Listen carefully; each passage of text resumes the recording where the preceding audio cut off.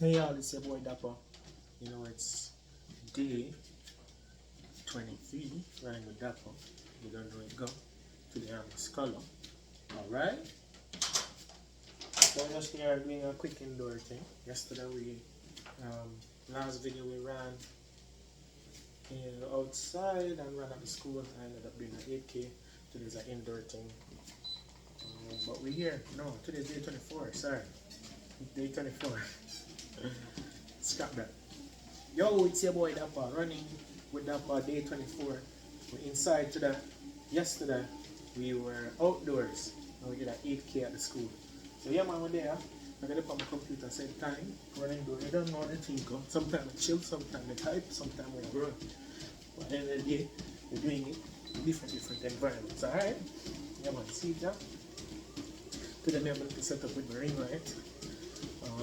Grey shirt, PSCC pants, my slippers today, Jamaican slippers, glasses. This is gonna get over here.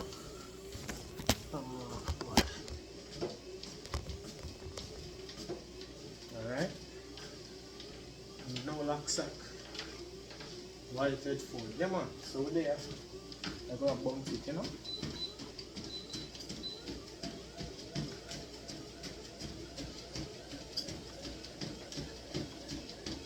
Been working out too, with some weights, some training and all that.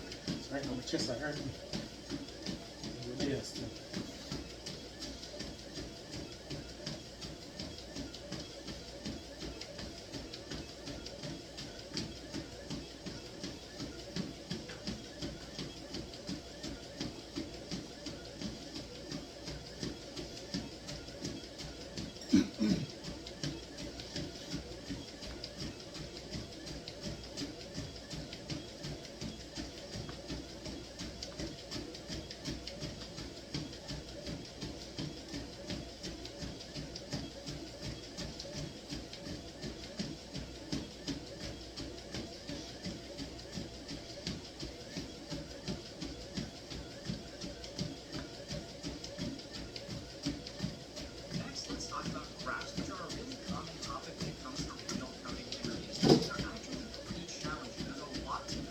Brother, listen to this. I can hear it, Cargo. Talking about graphs since pretty much the beginning of the course.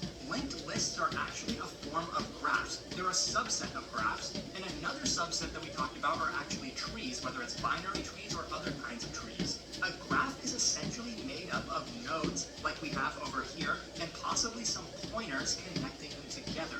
We've been calling these nodes throughout the course, but another way of referring to them is as vertices. So it's kind of a synonym. A vertice is essentially the same thing as a node, typically. And when we talk about pointers connecting nodes together, another word for that is edges. So suppose we had a graph that looks like this. I mean, this is sort of shaped like a tree, right? This node could have some kind of chop. Maybe, it has another pointer that's pointing to null. In this case, it doesn't. But what I'm getting at here is that we can have graphs of all kinds of shapes. When we talk about binary trees and binary search trees, we mentioned that they never have cycles. But what if I take an edge from C and connect it to A? Here you can see we have a cycle going from A to B to C and then back to A.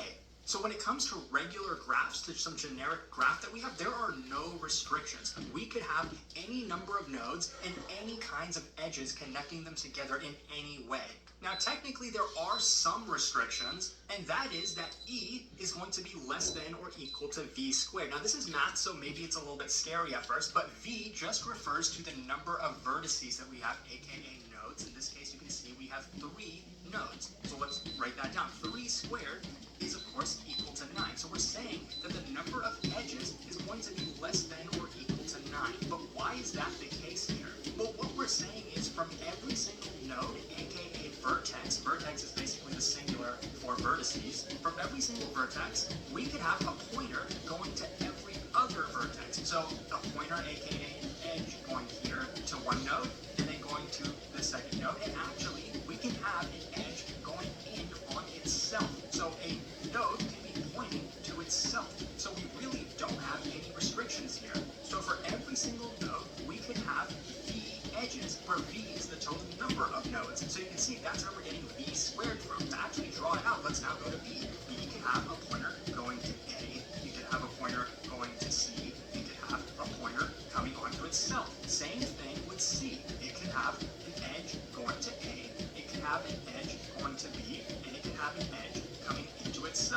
So each node has 3 edges going out of it, so we get 3 times 3 edges, right? This is the maximum number of edges we can have. I mean, technically you could have duplicate edges, but usually we don't consider that when it comes to graphs. So you're pretty safe to assume that we never really have duplicate edges. One thing you might have noticed here is that we have a pointer from A going to B. We also have a pointer from B going to A. So that means we can go between A and B, back and forth. And you can also say that there's a cycle formed between these nodes, and there's many other cycles throughout this graph down here you can find. Another thing to mention about this graph is notice how every single pointer, aka an edge, has a direction. This is referred to as a directed graph. A directed graph means that the pointers and edges have a direction. So, maybe we don't actually have pointers going both ways. So an example would be from B and C. From B, we can go to C, but from C, we can't necessarily go to A. That probably makes sense to you because we've already seen instances of directed graphs. Trees are directed graphs. Linked lists are directed graphs. But what does an undirected graph look like? Well, when it comes to actually drawing them, they can be drawn, many ways. Like you can just have a pointer that looks like this. This indicates that this edge is undirected, meaning you can go in either direction. You can go from B to A or A to B. Another way of drawing that, and I think it's more common, is just to draw it like this without any direction. So if we have an undirected graph that looks like this, that would essentially mean that every single one of these edges you can go in either direction. And that would be true for every single edge that we add to the graph, in case we have more nodes or something like that. So this is a bit of background. This graph that we've been looking at is a very generic form of graph. It's most common to represent a graph like this using adjacency lists, which we'll talk about in a bit. But first, we're going to start with matrices, or matrix if you're just talking about singular matrices. And we're going to go through all 3 of these because these are 3 very common ways of representing graphs. And to be honest, this second one, adjacency matrix, is much less common. The most common ways, especially when it comes to coding interviews, is a matrix or an adjacency list. So those are the 2 that we're really going to be focusing on throughout this section. So let's start with a matrix. We haven't really talked about this much throughout this course, and you might already be familiar with what a matrix is, but in case you're not, I'll go over it briefly. It's essentially a 2-dimensional array, but it can be used to represent a graph, which is what we're going to do in this case. But like I said, it's a 2-dimensional array. So in a language like Python, it would look kind of like this. You have one array. This is the first row. Then you have the second array, which is the second row, and we keep going like that. So in this case, you can see we have 4 rows and 4 columns. Sometimes people use X and Y to refer to the coordinates, which in my opinion can get confusing because in math, X is actually commonly used to refer to a row, and Y is used to refer to a column, which is something you might not be used to, especially when you think about the XY coordinate system, right? When it comes to algebra or something like that. So this can get confusing. That's why I very much prefer to think of it in terms of rows and columns. So I use R and C to do that. And I would recommend that you do the same thing. Whenever I've conducted an interview, they're using X and Y to implement their coordinates. So moving on, how do you access some arbitrary coordinate, like for example this one? Well, remember that everything is indexed by 0. So this is the 0th row, this is the first row, this is the second row, this is the third row, this is the 0th column, this is the first, second, third column. So if we want to access this point, we go to row equals 1 and column equals 2. So with this coordinate system, we would say grid at index row equals 1. So this will give us the first row. Remember, this represents an array. So this is not a coordinate, this is an array. Before we had grid, which is a 2-dimensional array, we've accessed index 1. This gives us a 1-dimensional array. So now within this 1-dimensional array, we can access a value like you normally would with a 1-dimensional array. We want to access the value at index 2, aka column 2. So we would get this, and this is equal to 0. Right? We're not assigning it 0, I'm saying here that this is already equal to 0. That's the value that would be returned when we do this. So that's a bit of the basics. Now let's talk about how this is commonly used to represent a graph. You might have a scenario like this. In this case, you can see this matrix is populated with 0s and 1s. Let's say that 0 represents a free space, meaning this is a space that we're allowed to be looked at. Any 0 is something we can, if we're creating a path somewhere throughout this matrix, we can move along the 0s. We can move there, we can go here, and we can go there, and maybe here, and then down here. And we can go through all these positions. We can't access any of the 1s because they're blocked, we say. Right? This is just how I've defined it, and this can be a common way when it comes to coding interviews to define it. Now let's talk about how this is commonly used to represent a graph. You might have a scenario like this.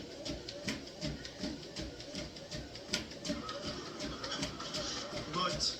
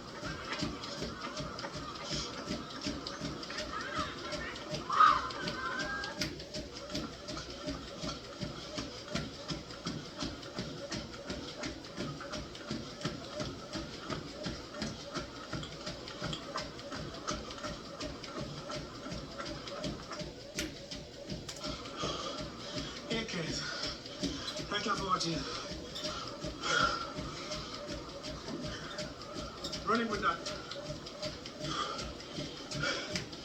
Sprint to the last lap.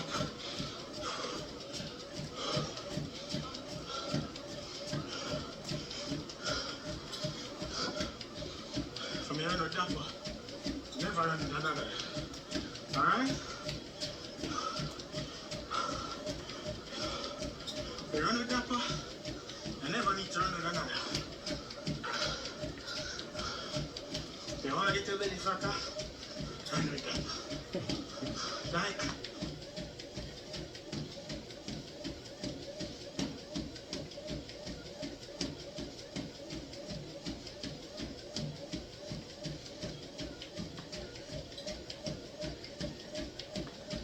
in this case, you can see this matrix is populated with zeros and ones. Let's say that zero represents a free space, meaning, this is a space that we're allowed to be looking at. Any zero is something we can, if we're creating a path somewhere throughout this matrix, we can move along the zero. We can move there, we can go here, we can go there, and maybe here, and then down here. Right? We can go through all these positions. We can't access any of the ones because they're blocked, we say.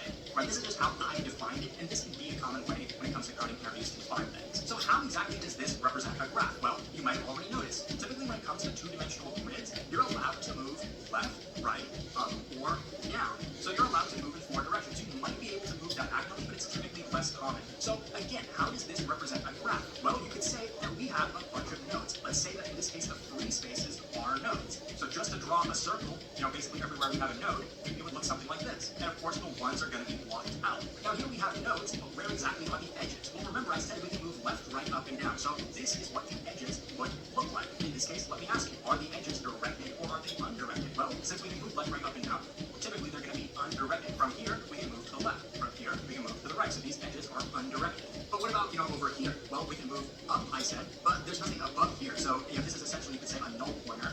But in reality, this matrix does not have pointers at all. These edges are implicit. These nodes are also implicit. These edges exist because of the rules that I defined. I said we can move left, right, up, and down. Maybe I could have defined, us being able to move diagonally in 2 spaces. That's pretty uncommon. I've never seen that happen before, but we could define it that way. So this is a really, really common way of representing graphs when it comes to coding interviews. And for now, we're just going over how this is represented. Later on, we'll actually talk about how common algorithms can be implemented using this. There can be a lot of edge cases, as you might have noticed. So next, let's talk about what Edge cases. adjacency matrices. And these, like I said, are much less common than regular matrices and adjacency lists, and we'll talk about why. So we're going to use pretty much the same matrix we had before, just for simplicity, but that does not mean that these are nodes themselves. When it comes to an adjacency matrix, the dimensions represent the nodes. So typically, it's a square matrix. Let's say in this case, the size is V times V, where V represents the number of vertices. So that's of course why it has to be square, because it's going to be, this is to represent the vertices, and this is also to represent the vertices. We can't have, a 4th column here, because then we have to have a 4th row.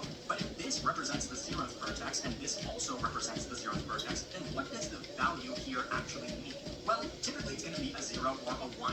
A 0 in this position, for example, means that there does not exist an edge going from 0 to 1. A 1 in this position means that there is an edge going from 1 to 0. A little bit more formally, if we have, let's say, our adjacency matrix, which is this, aka this represented in code, and we have some arbitrary index here. I earlier mentioned that we're using row and column, but that's usually for actual matrices. When it comes to adjacency matrix, we know that the index represents a vertex itself. So in our example, let's say we're talking about the first vertex, that's what V1 is, and the second one, we're talking about the 0th vertex. So this means an edge exists from the first vertex to the second. So in this case, this is a directed edge. If the value is 1, that means that we have an edge. If the value is 0, that means an edge does not exist from V1 to V2. But what if we wanted to go the other way? What if instead we want to know if there exists an edge from 0 to 1? Well, we just swap the order of these two. More formally, we would look if there is an edge from V2 to V1. The order that you index it represents the order that we're checking, where an edge exists, what direction the edge is going. If V1 is first, then we're checking V1 to V2. If V2 is first, then we're checking V2 to V1. So just to draw out how this would look if we drew it as like nodes and edges, let's just go through every single one. Well, first, let's actually draw each vertex. We have a 0, we have a 1, we have a 2, and we have a 3. Where the vertices are from, the dimensions. So let's just go through every single one. So from 1 to 0, we have an edge. That means from 1 to 0, we draw an edge going like that. Of course, we don't have an edge going from 0 to 1. How do I know that? Well, let's look at our grid. From 0 to 1, we don't have a 1 here, so there's no edge.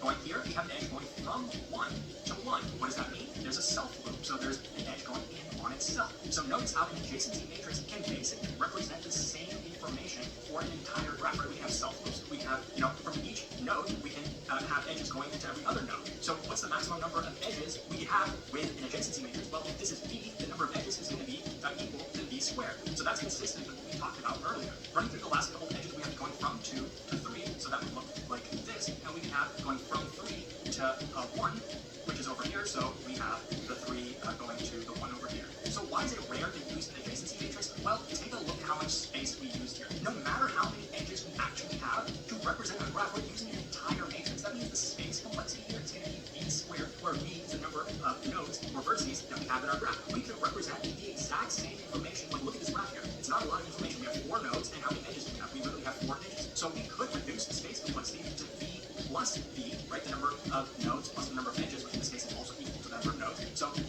terms of big O, that would be big O of v. We can represent it this way. So why would we use a matrix which takes up a bunch of extra space and doesn't provide, a ton of information anyway? Well, that's what leads us to our next way of representing graphs, which is adjacency lists. That is essentially what we have drawn over here. Let's talk about it in more detail. So now let's take a look at adjacency lists. And these are typically the most common way of representing graphs, especially when it comes to coding interviews. I mean, using a matrix can also be pretty common though, so I think these two are good approaches to get familiar with. So it's very similar to linked lists and trees that we talked about. So we'll have something like a graph node, let's say, or you can just call it a regular node or vertex, whatever you want to call it. But the important thing is that there's really two things when it comes to nodes, right? We know a node can have some type of value, whether it's an integer or a character or a string, or maybe the value itself is some object, like it represents a person, right? Or a city, for example, right? And you want to know how are these cities connected together or something like that. Or if it represents a person, maybe you want to know how are these people connected. Like maybe it could be a social network. Maybe person 1 follows person 0, but person 0 doesn't follow anybody because there's no edges going out from person 0.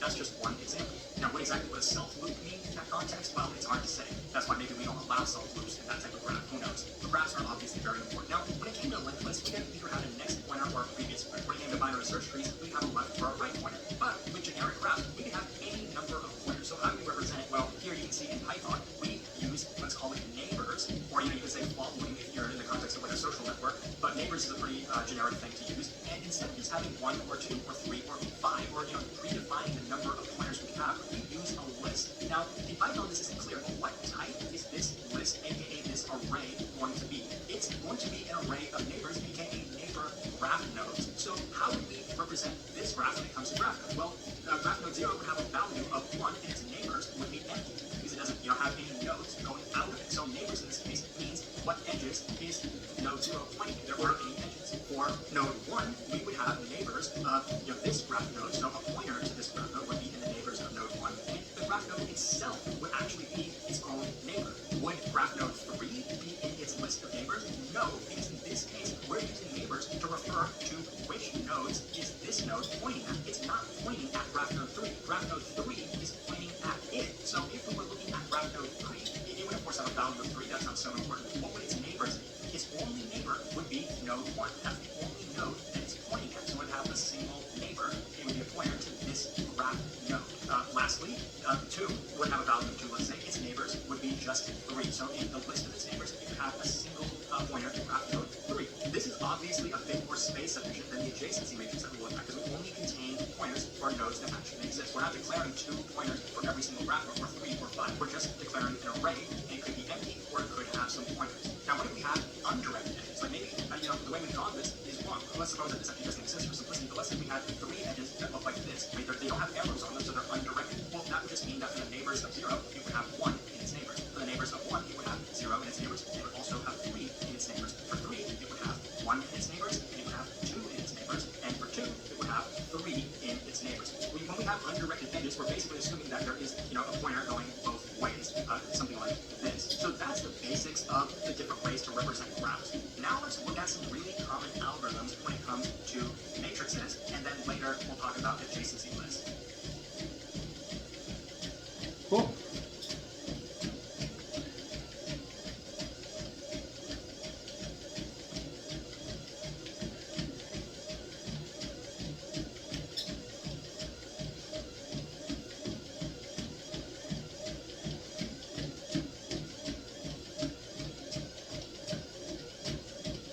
Now let's cover an example problem that you might see for a matrix. And surprise, surprise, the algorithm we're going to use is BFS.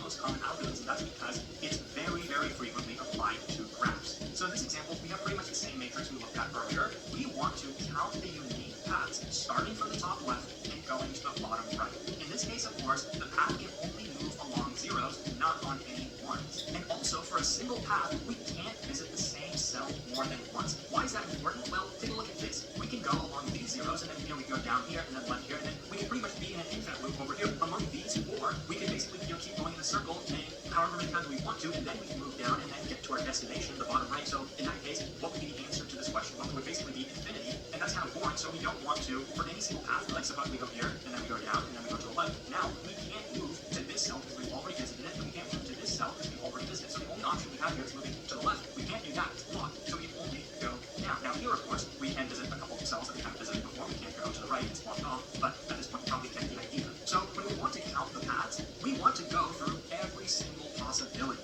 So an algorithm like DFS is going to be helpful for us. This also might remind you of backtracking, which is what we talked earlier, and that's because it pretty much is. This is an example of backtracking. There's a big overlap when it comes to DFS and backtracking. They're both recursive and they're both very, very similar in nature. So this DFS is definitely going to be more complicated than when we looked at binary trees. So I'm going to just show you the code immediately, and we're going to see how, in general, the algorithm will run visually, and then compare that to what the code would do. And by the way, yes, again, this is going to be a recursive algorithm with the recursive case, and of course, a couple base cases. In this case, we don't just have one base case, we actually have two. Now, the simplest way to think about this, not to immediately look at the code, but to think about it visually, it's all a matter of choices. We start at the top left. Like, that's always where we're going to start. So, in terms of the parameters that we're given, we're going to be given the grid. Of course, that's our two-dimensional matrix here. We're going to be given what's our starting position. In this case, it's going to be 0, 0. So, we can have kind of the dimensions right now. So, we're starting at the top left. And what are our choices? Well, remember, we can move in all four directions. We can move up, we can move left, we can move down, and we can move right.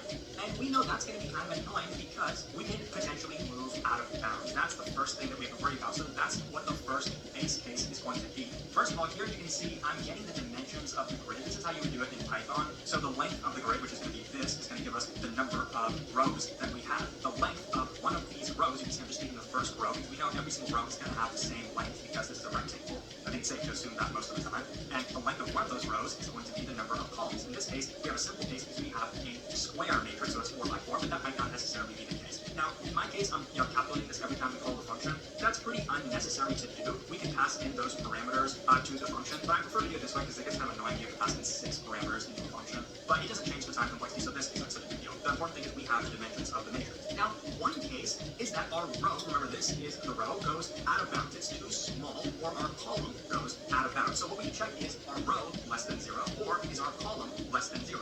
Or you could simplify that into a single case because the minimum of these, if the minimum is less than 0, that's all we care about. We just care about if one of these is too small. So we can just take the minimum of the row and the column and check, is it less than 0? That means either this is too small or this is too small. It doesn't matter because we're out of bounds either way. What would we do if that was the case? Well, if we end up going out of bounds, that clearly means that we did not find a path, at least down this recursive chain, this path. We did not find a path to the destination. So in that case, we would return true because DFS is supposed to count the number of paths. You can see that there's a few more cases where we would return 0. I'll get to those in a minute, especially as we run through the example, but to briefly cover them now, another case, of course, for our row and column, instead of being too small, they could be too big. Our row could be equal to the number of rows. Why are we checking if it's equal to the number of rows instead of greater? Well, remember, the number of rows is going to be 4, not 3. We have 4 rows. The last index is 3, but the number of rows is 4. So if row ever goes out of bounds, if it ever equals 4, then we also return 0. Or if our column goes out of bounds, if it reaches 4, then we also return 0. Right? We did not find a path. We went out of bounds. Why can't we take the max of the row and the column and check if it's greater? Well, because remember, the number of rows and column might not necessarily be equal. In this case, since they're equal, we could take the max of the row and the column, but maybe if we had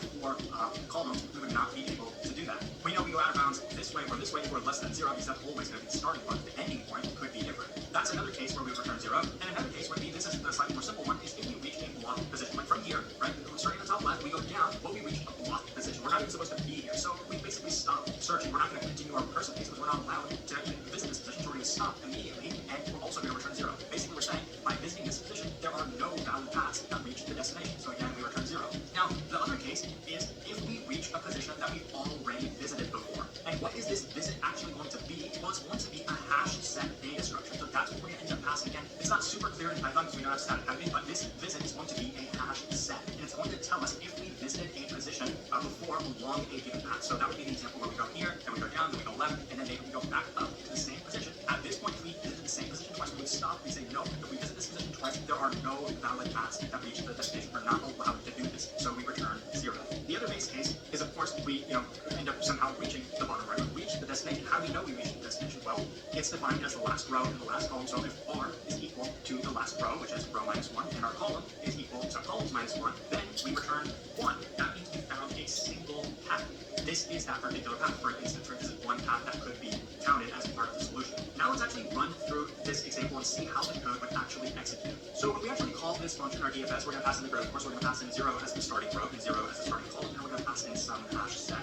And that hash set is going to be reused throughout this recursive function. What that means is we're not creating a new hash set every time we make a recursive call. We're passing in a reference to that exact same object. Every recursive call is going to have access to that exact same object. So starting at the top left, we're going to run through our base cases. Have we gone out of bounds? No, we haven't gone out of bounds. Have we already visited this position? No. Is this position blocked? No. Let's assume, by the way, there's always going to be at least one valid path in this matrix. But if you're not sure of that in a real interview, it's worth asking that as a clarifying question to your interviewer. Next, let's check maybe we've already reached the destination. No, we haven't. We can't return. So at this point, what we're going to do is add this coordinate to our visit hash set. The reason I'm using a hash set in this case is because it's just easier in terms of code to just add a pair of values to check if we've done this before. We know adding and removing from a hash set is going to be a constant time operation. But alternatively, you could use a two-dimensional grid. Like visually, what I'm going to do is basically just mark the positions that we've already visited with a blue circle. So if we wanted to know if any of these positions is visited, we could use a hash set, or we could use a two-dimensional grid of the same size as the grid to represent that information. If you're allowed to modify the grid, you can also, as you visit a position,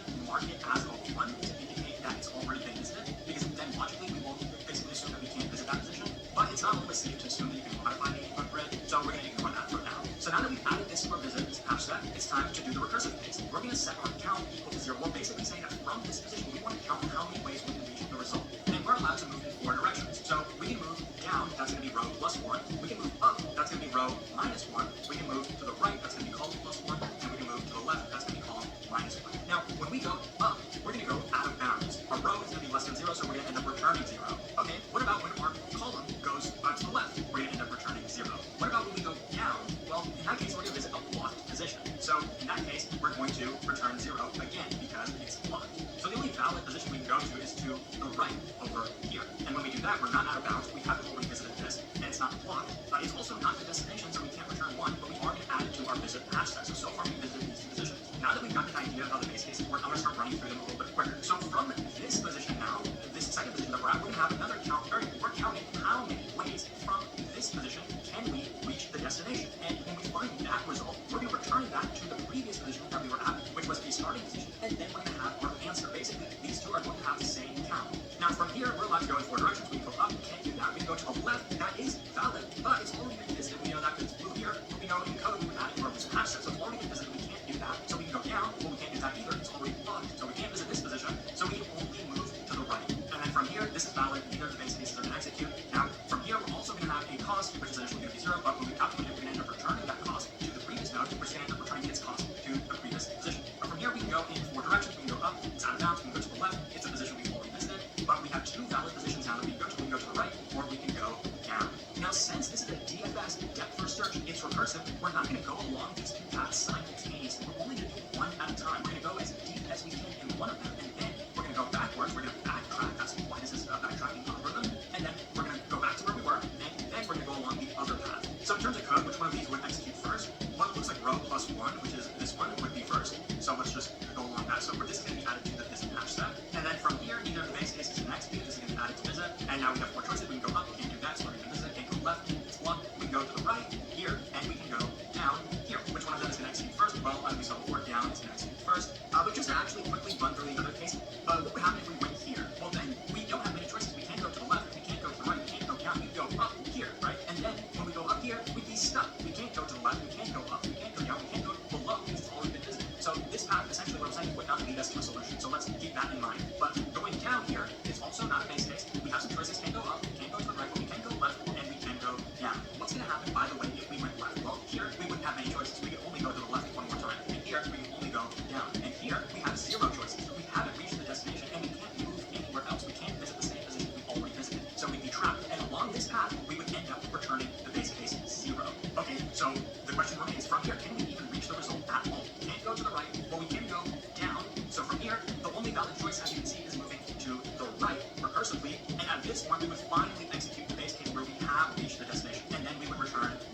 So from here, this cell, we would have a cost of 0. We would execute 4 DFSs in all 4 directions. 3 of them would return 0. This one would return 0, this one would return 0, this one would return 0. But the one here, the one where the column is incremented by 1, would return 1. And at this point, we would end up returning 1 to the previous node. But before we return 1 to the previous node, you can see we're backtracking. First, we marked this position as visited, and now we're going to mark it as unvisited. You're going to see why we're doing that in just a second. So from here now, we're going to backtrack. We're going to mark this as unvisited and go to this node. From here, we know that there was only one path here that led us to the solution. So from here, the count would also be 1, and we would return 1 to the previous node. And before we do that, we mark this as unvisited. So then we're going to go back to this node. We know from here, only one of the paths reached the destination. So from here, we would return 1 to this node. Now this node, if you recall, had 2 choices. We can either go down, which we just talked about right now, or we can go to the right. Now from here, we're going to go to the right. We're going to execute the second valid case. But now, as you can see, all of these are marked as unvisited. Why is that allowed? I thought we could only visit the same position once. Well, that's only true along a single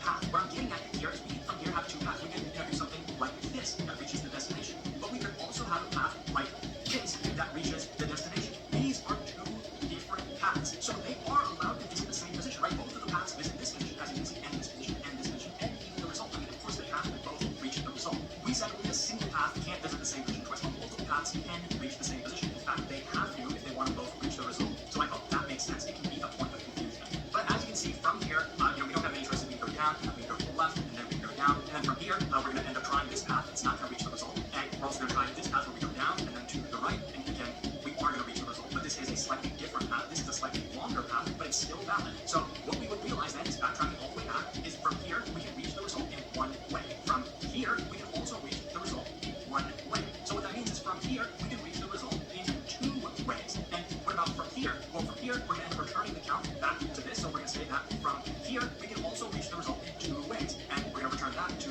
the previous, which is here. And we're going to say we can reach the result from the starting position. We can reach the destination in 2 ways. And that's going to be the final value that we return. So when we call our DFS with these parameters and then print the result, 2 is going to be the value that we print. We try it in any of the code languages that we provide. So now finally, when it comes to analyzing the time complexity of a solution like this, it can get pretty complicated. So I like to think about it in a simple way, but it's not super precise. I mean, the way I'm going to think about it is just by proving to you the big O of n boundary, but it's not going to be super precise. We know from the starting position, but let's suppose that the worst case is where there's all zeros. We don't have any blocked paths. So in that case, the length of a path could be the size of the matrix, right? Any given path could be the size of the matrix. So thinking about it in terms of a decision tree, we have, from any position, we have 4 choices. And for each of those positions, we have 4 more choices. And by 4 choices, I mean we can go left, right, up, or down. Now, of course, we know some of them are going to execute the base case where we either go out of bounds, or maybe we visit the same position twice, or we visit a blocked position. But like I said, this is an imprecise way, but it still gives us an idea of a bound. For every node, we're going to have 4 choices, and the height of this tree is going to be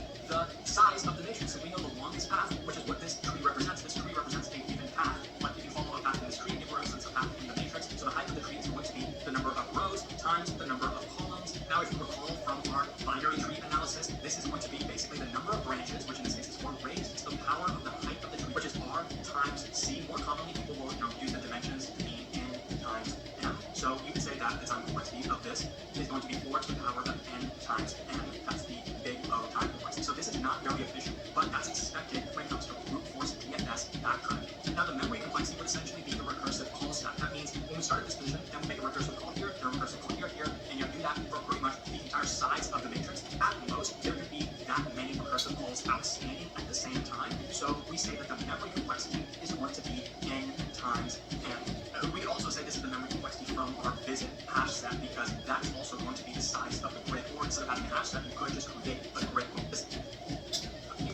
time complexity. So this is perfect.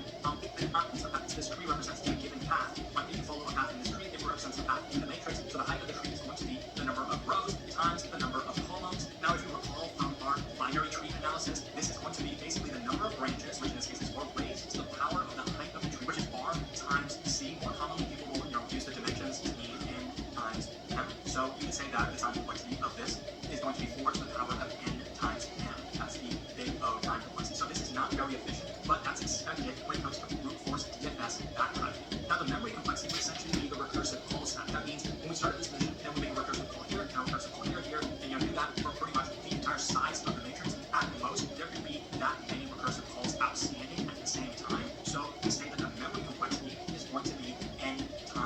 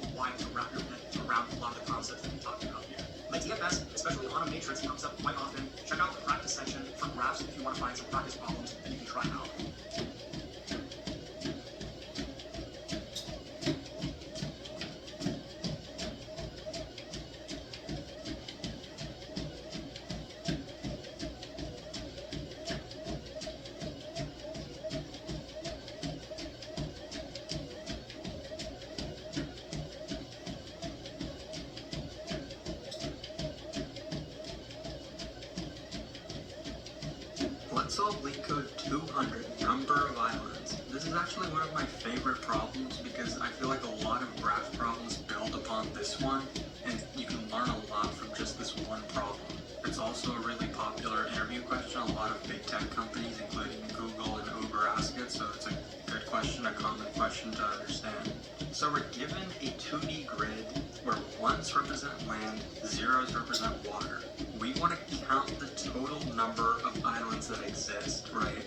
And in this case, an island is defined as ones being connected adjacently horizontally or vertically, not diagonally, right? So they have to be connected horizontally or vertically. And the entire grid is surrounded by water. So in this example case, we can see that there's only one island, right? This portion of ones. And they're all connected horizontally and vertically, and there's nothing else. The rest of the grid is just made up of water, so we don't have to look at it. So if you don't know how to solve the problem, the first thing you should do is not try to write any code. Just look at the picture and try to get as much information as you can. So think about it. How would a kid solve this problem if you gave them the picture and told them to count the number of islands? Well, the first thing you would do is notice, okay, let's start at the top left. Hey, there's a 1 here, right? Okay, that means it's an island. How many other ones are connected to this one horizontally and vertically? Just by looking at it, right, you kind of draw the outline. There's all these ones that are connected to each other. So then that's one island. We can say that the number of islands we have so far is 1, right? And if you look at the other ones, right, maybe we have to count those as well, like this one. But you notice it's already a part of the island that we drew, right? This outline, it's already there. We're not going to count it twice. These ones are a part of the same island. So the count of islands remains 1. And after looking at each of these ones, we'd conclude the same thing, right? They're all a part of the same island. Next, we could look at some of these zeros, right? Okay, we check, is this an island? Nope, it's water. So just cross it out, right? Don't need to consider it anymore. Is this an island? Nope, it's water. This is water, this is water, this is water, this is water, this is water, this is water. It's getting pretty repetitive, but this is water, still water, this is still water. But now we get to a 1. That means we found another island. And it's not a part of this island that we already counted, right? It's a part of a new island. So we're going to update the number of islands. Cross 1 out. Now we're going to put 2. But we have to remember that we have to count all the ones that are connected to this one. And there's only one right neighbor that it has, right? And so the total number of islands is now 2. When we get to this one again, we see it's already a part of the island that we already counted, right? So we don't have to count it again.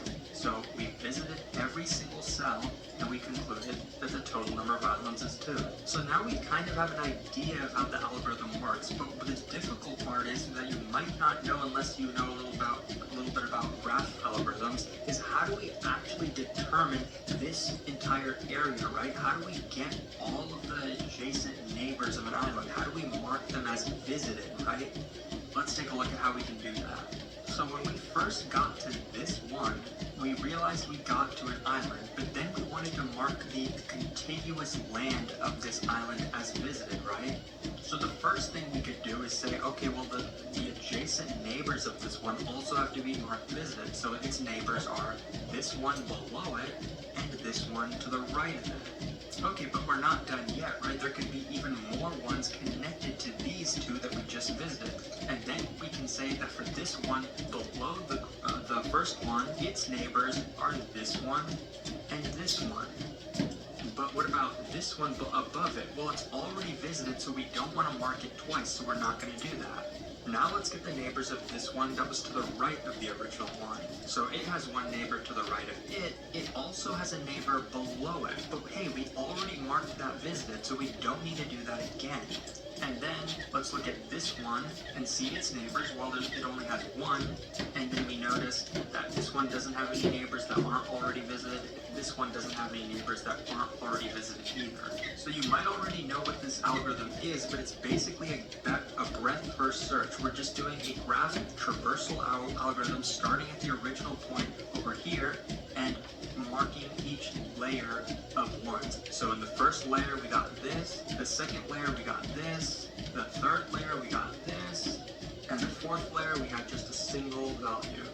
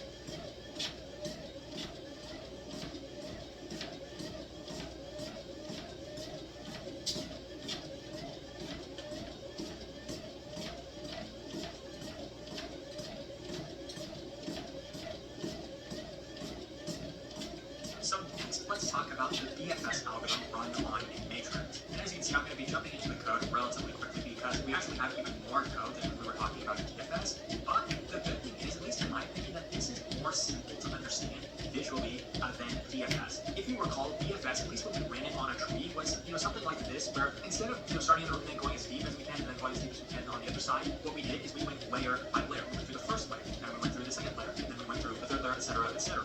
And that's the same idea here. We're going to go through the first layer, and then the second layer, and then the third layer, and then the fourth layer, and then the fifth layer, etc., etc. Now, what type of question would this algorithm apply to? Well, by far the most common is the shortest path algorithm. Suppose we want to find the length of the shortest path from the top left to the bottom right, and then return that. The best way to do that, the most efficient way, is the BFS algorithm. We could also use BFS if we really wanted to. The algorithm that we just talked about, we could use BFS. We could basically check every single possible path that we can reach the destination, and then find the length of the shortest one of those. But that's a brute force approach. BFS is actually more efficient. The time complexity of this is actually just going to be the size of the grid. Let's say that's n times n, where there's a number of rows, there's a number of columns. This is what the time complexity is going to be. Whereas DFS was much, much less efficient. It was 4 to the power of n times 10. So let's see how we can run this algorithm in terms of code and why it's so efficient. So the setup is going to be taking the dimensions of the grid. In this case, we're just passing the grid. Let's say we already know that the starting point is the top left and we're going to the bottom right. We're going to have a visit hash set, just like with BFS. So there are some similarities. And we're going to have a queue, just like for BFS, where we ran it on a tree. The queue is basically going to tell us the current level that we're at. So initially, the queue is just going to be initialized with the first node. That's our starting point. We're also going to add to the visit hash set. It's all revisited. And now from here, we want to see, this is basically all the nodes we can reach with a length of 0. So this is our starting point, essentially. Then we're essentially going to loop while the queue is not empty, and we're going to take a snapshot of the length of the queue. Initially, it's just going to be just a single element, and we're going to pop all 1 elements, just like with a tree. But when we pop, we know we're not getting a node, we're actually adding the coordinates of the position, and when we pop, we're getting the coordinates of the position. Now, we might have found the result. What if we were at the destination? In that case, we would return the length of the path. Initially, like I said, our length is 0.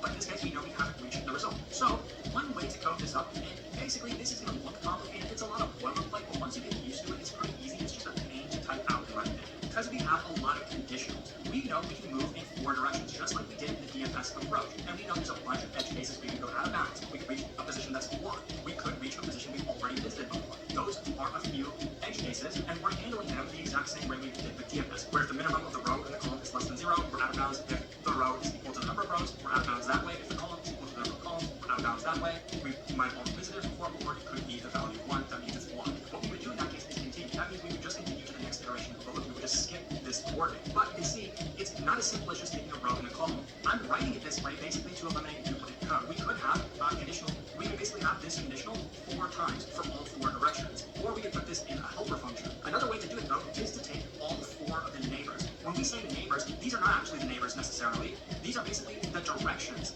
So this would represent the right direction, this would represent the left direction, this would represent below, and this would represent above. So when we take these directions and add them to the row and the column, so that's what you can see we're doing for basically all of these. For row, we're adding dr. Dr just stands for difference in row. We're basically saying how much did the row change, how much is the difference of the row.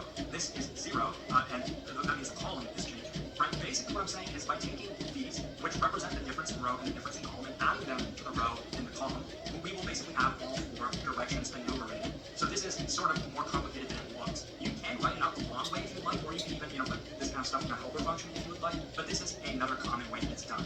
And this sort of minimizes the amount of code that we have to write. I could also here have declared another variable saying, the new row and the new column, so that we wouldn't have had to write row plus br, c plus bc out, multiple times. You can see I had to write that out a few times here. But I wanted to make it explicit in this case to show you exactly what we're doing. But feel free to modify this to make it look more simple or match your coding style, however you would like. But now that we kind of covered what this is doing, this is just a bunch of boilerplate to go through all 4 directions using a loop. What are we actually going to do with those 4 directions? Well, of course, we know that the base case of out of bounds, reach the same position twice, or we reach a blocked position. That's when we do nothing, we continue. Otherwise, it means we reach a valid position. By the way, which one of these 4 is a valid position? Only the one to the right over here. So this is the only valid position. What are we going to do with this? We're now going to add it to our queue. We know that's the next layer. This is the only node we can reach with a path length of 1. So we add it to the queue, and we also add it to visit. We don't want to visit this multiple times now.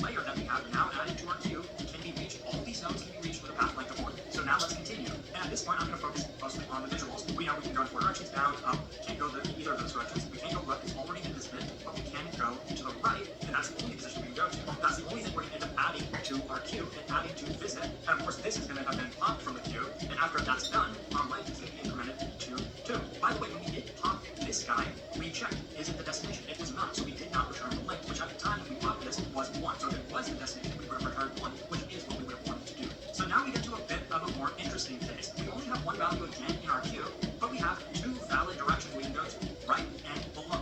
And both of those are going to be added to the queue and added to the visit hash set. We wouldn't be able to add this one, of course, because it's already been added to the visit hash set. And then we would increment our length by 1, so our length would now be 3. So our length would now be 3. I'm going to write the length below now, so we're running out of space up there. But basically, this is the layer of nodes we can reach with a path length of 3 starting from the top left. And through that process, we know we would pop this from our queue. So this is now part of our queue. We're going to go to the next layer. So this is where it's going to get a bit interesting because the length of our queue is actually 2 now. So we're going to pop both of these from our queue. It doesn't really matter which one we pop first. Let's just say we pop this guy first. So we pop it from the queue and we get its neighbors. Can't go up, it's already been visited. Can't go left, it's blocked. We can go to the right and we can go below. So what we're going to do is add these to our queue and add them to the visit hash set. Now you're going to see why we add to the visit hash set as soon as we add to the queue, because that's very important. Because next, we're going to pop this guy from our queue. So we pop this from the queue, and we see, can we go up? Nope. Can we go to the left? Nope. Can't go to the right. And we can't even go below. This was open, but we added it to the visit hash set. So now, we know it's already been added to the queue, so we're not going to add it to the queue again.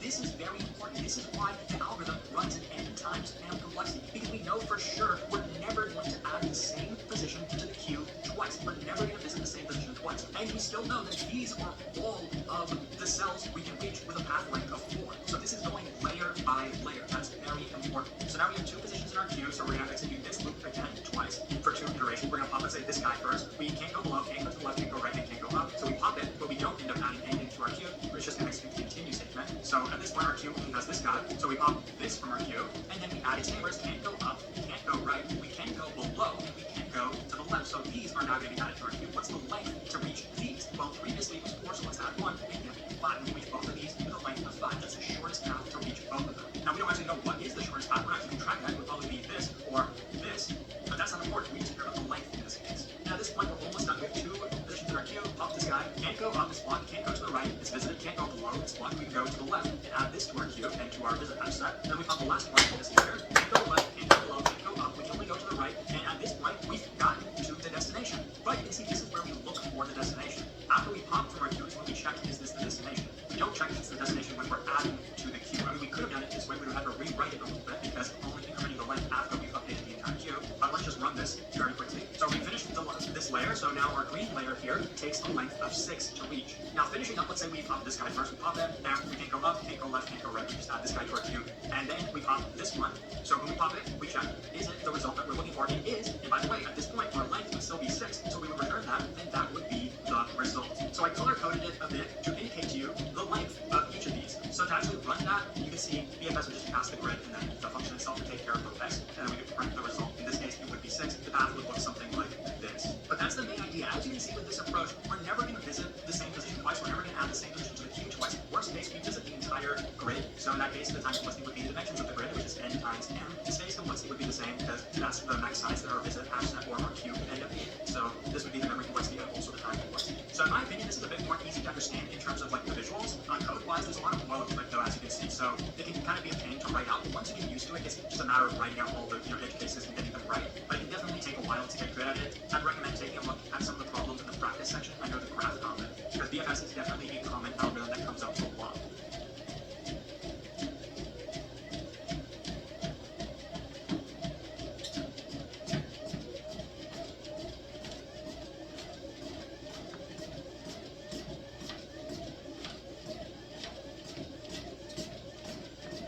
Next, let's move on to adjacency lists. And the good thing in my opinion is that these are much more simple to run an algorithm on rather than on a matrix. Now, originally we talked about the idea of having a graph node, class, or an object for an adjacency list where we're storing some kind of value. It could be storing a character, an integer, and then it's also going to have a list of neighbors. The neighbors are going to be pointers. They can be directed or undirected, but essentially they're going to be pointers pointing at other nodes. That's one way to do it. If we were actually creating our own graph, we would do something like that. But when it comes to coding interviews, it's actually much more common to just use a hash map to represent an adjacency list. Because as you can see, there's 2 things we care about. The value, or the ID of each node, as long as that is unique. And for coding interviews, it's almost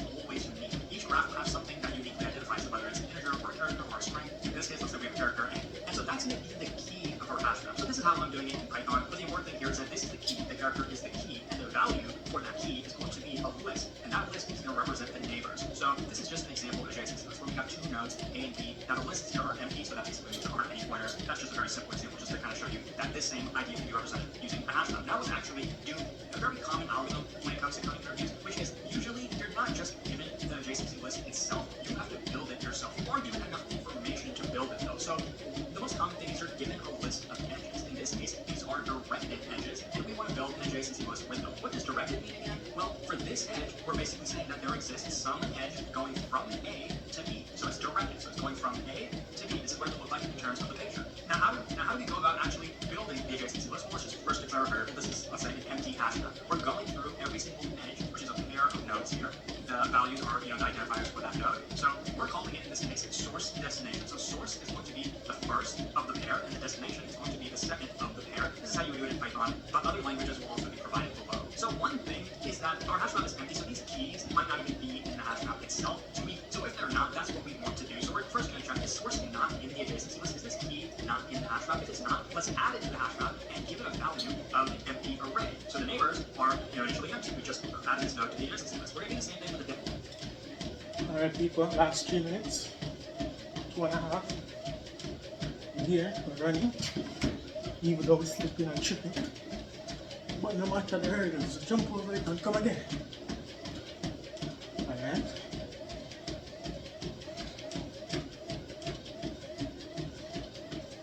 Day 24. 6 more days to go. For a pop some champagne.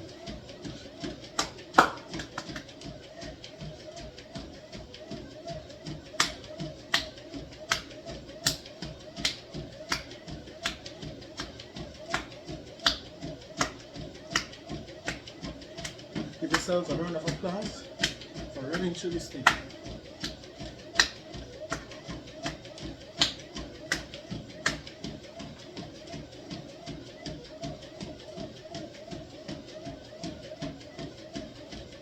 I wanted to give up at 30-minute mark, but I just keep saying, let's just add 10. Let's just add 10. And 6 tens, you know it? It's 60. Alright? 6 tens is 60. Keep setting yourself a target, hitting those micro targets.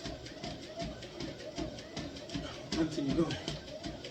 But big up yourself. As you know, if you like, subscribe and share to this thing, yeah? Keep watching. Last week is upon us. Next week, I guess. So, we're going to keep on going, alright? Keep positive. And even when you're feeling negative, just say, okay, I'm going to start. 5-minute rule. Start with 5 minutes. Right now we're ending in the last 20 seconds. But as you know, keep watching, keep vibing, keep learning, keep winning. What we're doing next thing, running with Dappa. And you know what we are. Amazing!